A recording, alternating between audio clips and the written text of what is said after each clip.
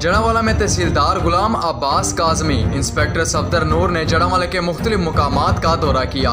रमज़ान मुबारक का एहतराम न करने वाले होटलों और मशरूबात बेचने वालों के खिलाफ कार्रवाई अमल में लाई गई।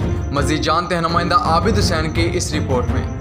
जी बिल्कुल, जड़ावाला में तहसीलदार गुलाम अब्बास काज़मी और इंस्पेक्टर सफदर नूर ने जड़ावाला के मुख्तलिफ मुकामात का दौरा किया, जिसमें रमज़ान मुबारक के बाबरकत महीने का एहतराम न करने वाले होटलों और मशरूबात बेचने वालों के खिलाफ कार्रवाई की, जिसमें शहराना पुल और सतैचा के होटल शामिल हैं और अरफान मिल के नज़दीक जो होटल हैं इनको जुर्माना किया और वारंट दी। तहसीलदार गुलाम अब्बास काज़मी का कहना है कि रमज़ान मुबारक के महीने का एहतराम करना हम सब पर फ़र्ज़ है और जो लोग रमज़ान मुबारक के महीने का एहतराम नहीं करेंगे इनके साथ किसी भी किस्म की कोई रियायत नहीं बरती जाएगी।